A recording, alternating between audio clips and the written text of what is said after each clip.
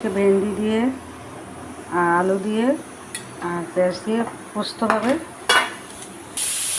এই পেঁয়াজটা দিয়ে দিলাম।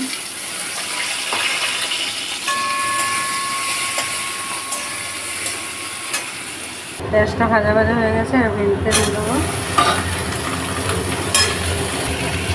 হলুদ দিয়ে দেবো,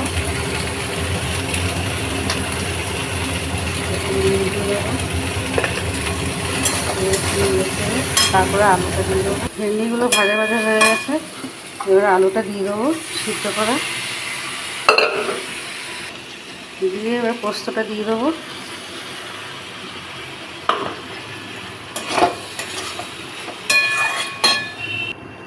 পোস্ত মনে হচ্ছে হয়ে গেছে। এই যে